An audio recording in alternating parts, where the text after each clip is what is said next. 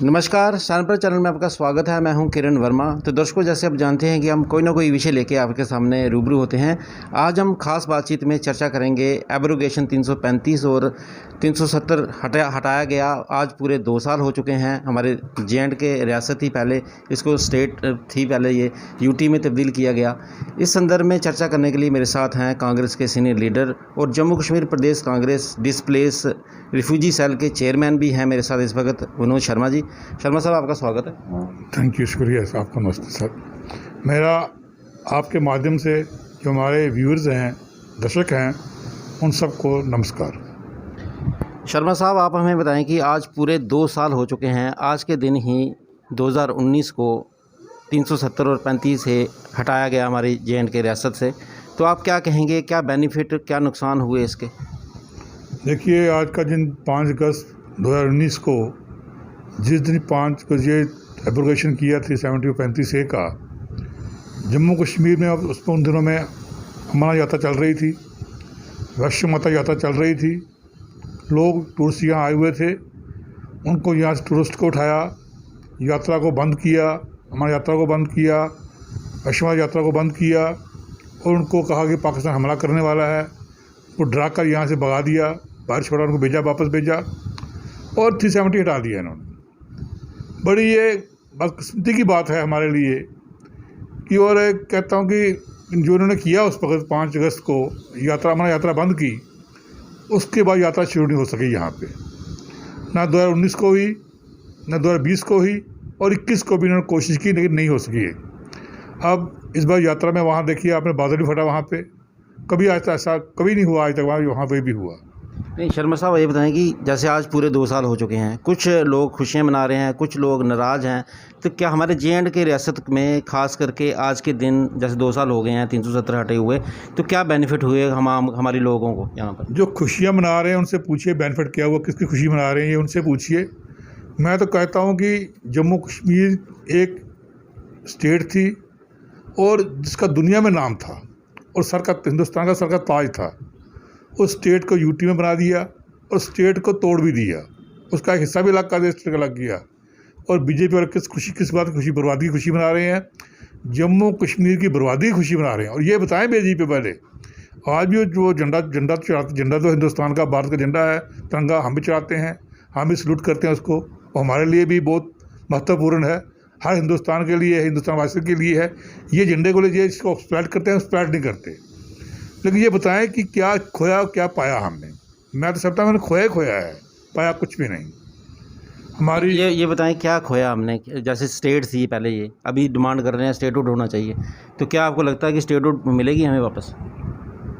State यहाँ थी, हमारी यहाँ नौकरियाँ सेफ थी, यहाँ पे हमारी ज़मीनें सेफ थी, यहाँ पे हमारे बच्चे सर्विस करते थे, ज़मीन हमारी थी। बाहर के लोग आते थे, तभी बाहर लोग आते थे यहाँ। इंडस्ट्री बाहर के लोगों ने तभी लगाई थी यहाँ पे। पन्ना बनस्पति वाले या कहते हैं, सांबा में पूरी इंडस्ट्री बाहर की है, बड़ी ब्राह्मण ने पूरी इंडस्ट्री बाहर के लोगों ने लगाई यहाँ पे। लोग आते थे, काम करते थे, किसी ने रोका नहीं है। और बड़ी बात तो ये है कि हिंदुस्तान का कॉन्स्टिट्यूशन हिंदुस्तान पे था। हम जब लिखते थे नेशनैलिटी, हम लिखते थे इंडियन, किसी ने भी नहीं लिखा कि नेशनैलिटी कश्मीर। हमारे जो देश था वो हिंदुस्तान था, हिंदुस्तान का अटूट हिस्सा थे, तब भी थे और आज भी हैं। अलग बात है कि इन्होंने इलेक्शन लड़ने के लिए, वोट लेने के लिए, हिंदुस्तान में एक्सप्लॉइट करने के लिए कश्मीर को इन्होंने 370 हटाया, 35 हटाया। लेकिन दिया मैं क्या? इन 80,000 करोड़ रुपया प्राइम मिनिस्टर ने अनाउंस किया था, मोदी जी ने अनाउंस किया था, हमने दिया, वो कहाँ गया, कहाँ लगा? बताएं तो सही। जो प्रोजेक्ट कंप्लीट हो रहे हैं, जो प्रोजेक्ट चल रहे हैं, वो सारे मनमोहन सिंह जी के टाइम और पुराने कांग्रेस के टाइम के प्रोजेक्ट हैं। ये 4 लेन जो रोड चल रही है, ये वाजपेयी जी का प्रोजेक्ट है। टनल जो बनी है, चाहे वो नासरी की हो, चाहे वो नंदनी की हो, वो मनमोहन सिंह जी का प्रोजेक्ट है। तो ट्रेन जा रही है कश्मीर में, वो मनमोहन सिंह जी का प्रोजेक्ट है। जो प्रोजेक्ट कांग्रेस ने शुरू किए, ये जो स्टेशन जो कटरा में बना, वो भी कांग्रेस का प्रोजेक्ट था। वो कांग्रेस के प्रोजेक्ट को अपने नाम पे डाल रहे हैं। मुझे अचीव क्या किया हमें पता नहीं है। अब जब हम जाते हैं गाँव में, लोगों से पूछते हैं, लोग तो परेशान हैं। बच्चों को नौकरी नहीं मिल रही, ज़मीनों के जो हालात हैं वो यही रोज़ सुनते हैं, कोई ज़मीन कौन ले रहा है, कौन ले रहा है, बाहर के लोग आ रहे हैं। तो मुझे नहीं लगा कोई यहाँ पे कोई इन्वेस्टमेंट हुई है, कोई बड़ी इंडस्ट्री लगी है, अस्पताल बने। गुलाम नबी आज़ाद सब चीफ मिनिस्टर थे, उन्होंने 5 मेडिकल कॉलेज दिए, एम्स उन्होंने दिया। इन्होंने दिया क्या? हाँ, इतना दिया, इन्होंने टीवी में पब्लिसिटी की, प्रचार किया, अपने नाम पे लिया। और ख़ास तौर पे जो मोदी जी में एक बड़ा, और मैं कहूँगा बड़ा में क्वालिटी है एक, वो सपनों के सौदागर हैं। अच्छे सपने दिखाते हैं, 15 लाख आएगा, पता नहीं क्या क्या हो जाएगा, सोने की चिड़िया बन जाएगी हिंदुस्तान, क्या करेंगे वो। तो लोग उनकी बातों में आ गए, तो लोगों को उन्होंने बनाया अपने तरीके से। दर्शकों, आज हम बात कर रहे हैं, पूरे 2 साल हो चुके हैं 370 यहाँ से हटाया हुआ जम्मू कश्मीर से, और अभी जो कुछ लोग हैं डिमांड कर रहे हैं कि स्टेटहुड होना चाहिए। अब मैं जानूंगा कि जैसे आम लोग हैं, उन लोगों को बड़ी सारी दिक्कतें आ रही हैं। जैसे आप भी अभी चेयरमैन बने हैं इसके प्रदेश कांग्रेस के डिस्प्लेस्ड रिफ्यूजी सेल के, तो आप किस तरह से वर्क करेंगे उनके साथ और क्या खामियां हैं उन लोगों को? देखिए, मैं रिफ्यूजियों का चेयरमैन बना हूँ, कांग्रेस ने मुझे बनाया है, मुझे उन्होंने जिम्मेदारी दी है, क्योंकि रिफ्यूजियों के बड़े मसले हैं। रिफ्यूजी, मेरे फादर हम पाकिस्तान से आए हुए हैं 47 में, और सब कुछ वहाँ छोड़ के आए थे, सब कुछ लुटा के आए थे। जहाँ तक कि मेरे दादाजी का कत्ल भी किया, वो कत्ल भी वहाँ हो गए थे, उन दोनों में पटवारी थे वो। लेकिन हमने यहाँ आकर, तब हिंदुस्तान की सरकार ने, कांग्रेस थी उन दोनों में, जहाँ हम रह रहे हैं, जहाँ पर हम टू ले रहे हैं, ये जिस जगह बैठ कर, ये क्वार्टर में कांग्रेस की देन है। कॉलोनी बनी थी वहाँ, उन दोनों में कॉलोनियाँ बनी थी, हमें मकान मिले थे रहने के लिए, फाइनेंशियल एड भी मिली थी, राशन भी मिला था, और नौकरी भी मिली थी। हम अगर आज यहाँ के रिफ्यूजी खड़े हैं, हमारी कांग्रेस की देन है। वो अलग बात है कि कांग्रेस ने एक्सप्लॉइट नहीं किया हमें, वो कांग्रेस किसी को एक्सप्लॉइट नहीं करती है, वो काम में यकीन रखती है, और उन्होंने काम किया, हिंदुस्तान में काम किया। आप ये कहते 70 साल कुछ नहीं हुआ, तो मुझे लगता है 2014 के बाद ही हिंदुस्तान में इंडस्ट्री लगी है, रेल चली है, जहाज़ चले हैं, ये कॉलोनी बनी है, नौकरियाँ मिली हैं। ये 2014 के बाद, पहले तो कुछ था ही यहाँ पे कुछ नहीं है। तो ये जवाब दे बीजेपी वाले जो खुशियाँ मना रहे हैं, घर की बर्बादी की, घर को टूटने की खुशी मनाते हैं। जवाब यही दे, क्या इन्होंने लाया क्या इस 2014 के बाद जम्मू कश्मीर में? बड़े सारे नेताओं का कहना है, नाम नहीं लेना चाहूँगा मैं, ये कहते हैं कि 70 सालों में कांग्रेस जो सरकार थी उन्होंने कुछ नहीं किया, 370 हम आए तो हमने हटाया। तो इस संदर्भ में क्या कहेंगे आप? 70 साल में जो ये बेच रहे हैं, ये खुद बता रहे हैं, जो ये बेच रहे हैं वो 70 साल में ही बना था। चाहे एयरपोर्ट बेचे इन्होंने, 70 साल में बने थे, रेलवे बेची इन्होंने, 70 साल में बनी थी। जो इन्होंने जो ये कॉरपोरेशनें बेच रहे हैं, जो बेच रहे हैं, LIC या इंश्योरेंस जितने बेच रहे हैं, ये 70 साल में बनी थी। इसके पहले 14 साल में तो कुछ नहीं बना। 14 के बाद ये हुआ है, इनसिक्योर फील करता आदमी हिंदुस्तान में। इन्होंने भाई को लड़ा दिया, देश में एक क्योस का माहौल बन गया है, डर का माहौल है सब हिंदुस्तान में, घर को निकलने को तैयार नहीं है। चलो, हिंदू मुस्लिम को तो लड़ाया आपने हिंदू को भी नहीं छोड़ा, आपने वहाँ तक भी पहुँच गए हो आप लड़ने में। यही किया 14 के बाद, यही हुआ है, और आपके सामने आपके पास है। और अब आपको अकल आनी चाहिए। आपको वेस्ट बंगाल ने बहुत बड़ी एक अकल दी है, उन्होंने बहुत बड़ा एक झटका दिया आपको समझ आनी चाहिए कि देश की जनता आपके साथ नहीं है, आपके झूठे वादों में आने वाले नहीं है। और जम्मू कश्मीर में भी आप इलेक्शन का देख लीजिए, आप फेयर इलेक्शन कराइए, रिजल्ट आपको मिल जाएगा। 4 ये शहर के लोग छोड़कर जो आपके वो निकरपोश हैं, उनको छोड़ो आप, बाकी रूरल एरिया में जाइए आप। आज लोग रियलाइज़ कर रहे हैं 370 और 35 की पार्टीज, आज लोग जम्मू के लोग भी रियलाइज़ कर रहे हैं कि हम शुरू में तो उन्होंने एक्सप्लॉइट किया इन्होंने, लेकिन आज लोग फील कर रहे हैं गलत हुआ। ना नौकरियाँ मिल रही हैं बच्चों को, ना शिक्षा मिल रही है उनको। हालात आपको जम्मू कश्मीर से पता है। आप ये बताएं शर्मा साहब कि पिछले कई सालों से हमारी यहाँ पे गवर्नमेंट नहीं है, क्या आपने इस तरह की पोजीशन पहले कभी देखी? ये पहले भी गवर्नर रूल यहाँ हुआ, लेकिन काम होते थे, लोग काम करते थे। आपका तो सिर्फ सुनते हैं। पहले सतपाल मलिक जी आए गवर्नर, उन्होंने कहा 50,000 नौकरियाँ देंगे, वो चले गए, नौकरी मिली नहीं। फिर मुर्मू साहब आए, उन्होंने भी कहा 50,000 नौकरी देंगे, वो भी चले गए, नौकरी मिली नहीं। अब नेक वेलजी साहब आए हैं, सिन्हा साहब, हम उम्मीद करते हैं कि जो वादे उन्होंने किए हैं 50,000 के, ये पूरे कर दें तो बहुत बड़ी गनीमत होगी जम्मू कश्मीर के लोग, बच्चों के लिए। कल मैं जा रहा था गौशाला, शाम को जा रहा था, देखा डेंटल कॉलेज के जो बच्चे हैं, जो डेंटल डॉक्टर हैं, जो उनका पुलिस ने घेरा हुआ है। अरे बच्चों के अभी उनका पढ़े हैं, अभी कॉलेज से बाहर आए हैं, उनको वो नौकरी मांग रहे हैं, आप उनको पुलिस दिखा रहे हो। शर्म आना चाहिए आप लोगों को, यही बात करते हैं। और कोई बात करो तो पुलिस पकड़ने के लिए आ जाती है। यहाँ पे तो डेमोक्रेसी रही नहीं है, बात करने की बात ही नहीं है। शर्मा साहब बताएं कि पिछले कई दिनों से हमारे माननीय उपराज्यपाल जो मनोज सिन्हा जी हैं उन्होंने निर्देश दिए हैं कि अपने डीसी हैं, जो एसएसपी हैं, जो बड़े बड़े ऑफिसर हैं, उनको कहा है कि हर गांव में जाओ तो वहां पे डेवलपमेंट के बारे में बात करें, जो क्या क्या परेशानियां हैं लोगों को। जैसे बैक टू वन विलेज हुई थी पहले शुरू, फिर 2 हुई, उसमें कुछ नहीं हुआ था। क्या अब ये नया जो शुरू किया है इसमें हो जाएगा? जो आपने सवाल किया बैक टू विलेज जो किया था, वो मिनिस्टर आए थे, सेंटर से मिनिस्टर आए थे, जो उन पर खर्चा हुआ था, अगर वो खर्चा जो हुआ वो नहीं आते, वो खर्चा लोगों में गरीबों में बांट देते तो गरीब खुश होते। वो खर्चा भी हुआ, लोगों को कुछ नहीं मिला, बैक टू विलेज कुछ नहीं मिला, चाहे खाना वाना खाया रहे, खबरें आई चले गए। अब डीसी साहब की आपने कहा, डीसी साहब एसपी साहब मिलते हैं, आप मिलकर देख लीजिए। आप गांधरबल में सिर्फ एक बच्चे ने ये कहा, एक आदमी ने ये डेपुटेशन गया मिलने के लिए, एक आदमी ने ये कहा कि भाई आप तो लोकल हो, हम आपसे, ये तो बाहर के, हम लोकल हो, इतने कहने पे उसको अंदर कर दिया, जेल कर दिया उसको। तो आप डीसी साहब से मिल सकते हैं। आप जब देखिए, अब मैं क्या बताऊँ आपको, हम बोलेंगे बोल कांग्रेसी बोलते हैं, आप खुद जाइए, आप खुद देखिए इसको। और मैं चाहता हूँ जो हमारा डेमोक्रेसी का चौथा स्तंभ है जो मीडिया को इम्पार्शियल होकर आना चाहिए। देश मीडिया का भी है, अगर देश कांग्रेस का है, देश बीजेपी का है, देश सबका है, देश मीडिया का भी है। मीडिया का भी रोल बनता है।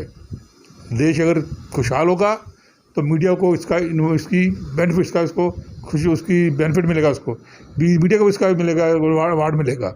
अगर देश की बर्बादी होगी, देश को खराबी होगी देश की, मैं तो यह कहूँगा कि हिंदुस्तान जो है, ये भारत हिंदुस्तान जिंदाबाद था, जिंदाबाद है और जिंदाबाद रहेगा। इसको कोई भी तोड़ सकता है, ये रहेगा। तोड़ने वाले टूट जाएंगे, ये नहीं टूटेगा।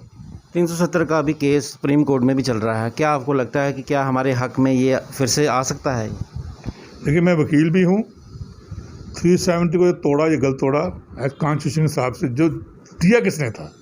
खुद तो लिया नहीं, जम्मू कश्मीर वालों ने, एक गवर्नमेंट ऑफ इंडिया ने दिया, हिंदुस्तान के जो कॉन्स्टिट्यूशन उसने दिया, हमें उसने दिया। जो हमें 370 में बेनिफिट मिले उन्होंने दिए हुए हैं, तो वही ले सकते थे। लेकिन जो उन्होंने किया वो गलत किया, बगैर पूछे किया, असेंबली को डिसॉल्व किया। ये एमएलए कर सकते थे, यहाँ के लोग चुनी हुई नुमाइंदगी कर सकते थे। अब सुप्रीम कोर्ट में केस लगेगा, क्यों नहीं लग जाए? मैं चाहता हूँ कि जल्दी केस लगे, जल्दी की हियरिंग हो, उसका फैसला हो। आप ये बताएं कि क्या आपको लगता है कि आने वाले दिनों में इलेक्शन हो सकते हैं यहाँ पे, असेंबली इलेक्शन? देखिए, हमारे हिंदुस्तान के जो गृह मंत्री हैं जनाब अमित शाह जी, उन्होंने पार्लियामेंट में कहा था कि मैं यहाँ 370 या 35 से तोड़ रहा स्टेट को, लेकिन स्टेटहुड में जल्दी दूंगा। अब 2 साल तो हो गया, जल्दी कब देंगे कोई पता नहीं। तब कहते थे हिंदुस्तान, जम्मू के हालात बहुत ख़राब हैं, वहाँ रोज़ मिलिटेंट चाहते हैं, किलिंग होती है। आजकल तो सिंध में देखिए, रोज़ खबरें आप सुनते ही हैं, फूल बरस रहे हैं इस वक्त, किलिंग तो हो नहीं रही। पाकिस्तान कहते सीज़ फायर, आप देखते बॉर्डर पे क्या हालात हैं। अब तो वो ड्रोन भी आ रहे हैं यहाँ पे, जो कभी नहीं आए, अब ड्रोन भी शुरू हो गए हैं। तो अब यही जवाब दें जिन्होंने तोड़ा है, जो वादा किया है। मैं चाहता हूँ कि वादा उनको निभाना चाहिए। शर्मा साहब, आपको डिस्प्ले सेल, रिफ्यूजी सेल का चेयरमैन बनाया हुआ है, तो आप क्या एक मैसेज देंगे और क्या आगे आपकी रणनीति रहेगी, किस तरह का आप काम करेंगे? देखिए जी, जो हमारे रिफ्यूजीज़ हैं ये बहुत परेशान हैं, बहुत दुखी हैं। इनको जब आए यहाँ 47 इनको जगह लाट हुई, इनके बैंक अकाउंट थे, इनको वहाँ कुछ नहीं मिला। जो ज़मीनें लाट थी, जिनमें ज़मीनें इंक्रोच हुई हैं, गरदौरियाँ गलत हो गई, लोगों ने करा ली हुई हैं, और इनको कोई इसकी मदद कोई नहीं करता इनकी। हमारे जो रिफ्यूजी जो हैं, जो मालिक हैं ज़मीन के, वो मजदूरी कर रहे हैं। जो वो लोग हैं जो वहाँ रहते हैं साथ में, वो उसको इंजॉय कर रहे हैं, उसकी बेनिफिट वो इंजॉय कर रहे हैं, और हमारे रिफ्यूजियों को कुछ नहीं मिल रहा। उसके अलावा इन्होंने वादा किया था कि हमारी सरकार ने कहा था हम 25 लाख देंगे रिफ्यूजी को, फुल एंड फाइनल। लेकिन क्या किया, इन्होंने 30 लाख कहा था बीजेपी वालों ने। अब 5 लाख दे के ये चुप हो गए हैं। मैं तो कहता हूँ कि हम लड़ाई लड़ेंगे 30 लाख के लिए। हमारे रिफ्यूजियों को 30 लाख मिलना चाहिए।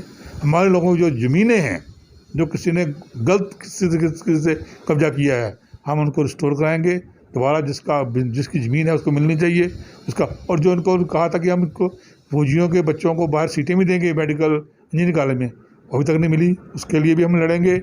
और बाकी अब कश्मीरी पंडित भाई हैं हमारे, वो माइग्रेंट होके आए हैं जम्मू में कश्मीर से या हिंदुस्तान, हमारे भाई हैं, हम उनके ख़िलाफ़ नहीं हैं। लेकिन हम भी तो पाकिस्तान से आए हैं, हमने भी सब कुछ लुटाया, आपने सब कुछ छोड़ के आए हैं और हम देशभक्त लोग हैं। जम्मू के जो लोग जम्मू कश्मीर में जो रिफ्यूजी हैं, जहाँ भी हिंदुस्तान में जब देशभक्त हैं, हमें भी जो हमसे वादे किए गए थे वो पूरे करने चाहिए। अंत में आप क्या संदेश देंगे? जैसे स्टेट चाहिए आपको, और क्या डिमांड करते हैं आप? जो वादे होम मिनिस्टर साहब ने, अमित शाह जी ने पार्लियामेंट में किए, वो उनको पूरे करने चाहिए। स्टेटहुड देनी चाहिए, हमारे बच्चों की नौकरियाँ, हमारे जो लोगों की ज़मीनें यहाँ सिक्योर होनी चाहिए। ये यहाँ पे हमारे लोग गरीब लोग हैं, यहाँ पे हमारे यहाँ कोई बिजनेस नहीं है। अगर इंडस्ट्री को लगाएगा तो रॉ मटेरियल भी दिल्ली से आएगा और माल भी दिल्ली जाके बिकेगा, वो यहाँ फिजिबल नहीं है। लेकिन जो इन्होंने कहा था इन्वेस्टमेंट बाहर से लाएंगे, इंडस्ट्री आएंगे, इंडस्ट्री यहाँ लगाएं, 2 साल तो लगी नहीं। अब आगे देखते हैं, हमारे बच्चों को नौकरी मिले, हमारे बच्चों को कारोबार यहाँ हो, हमारे जहाँ ज़मीनें सिक्योर हों, हमारे जहाँ पे जो है जो पीएफ जो हमारे रहने का यहाँ जो स्टेट एक्ट जो तोड़ा इन्होंने, अब पीआरसी जो है, जो ये डोमिसाइल बन रहे हैं, वो भी नहीं बन रहे, वो भी गलत बन रहे हैं। ठीक है, आप जो जितना भी कर सकते हैं करिए, लेकिन जम्मू कश्मीर जो वादे किए आपने पार्लियामेंट में, उनको पूरा कीजिए। जी, धन्यवाद जी आपका। तो दर्शकों, ये तो थे मेरे साथ डिस्प्लेज प्रदेश कांग्रेस रिफ्यूजी सेल के चेयरमैन थे विनोद शर्मा जी। इनका यही कहना है कि जो भी सरकार ने वादे किए हैं उनको पूरा करना चाहिए, जम्मू कश्मीर अवाम के हक़ के लिए आगे आएँ। अब तो ये देखना है कि आने वाला वक्त ही बताएगा कि किस तरह की ये गतिविधियाँ हैं हमारे जम्मू कश्मीर के लिए हो पाएंगी। हमें उम्मीद है कि आज की चर्चा आपको पसंद आई होगी। फिर मिलेंगे एक नए विषय के साथ। नमस्कार।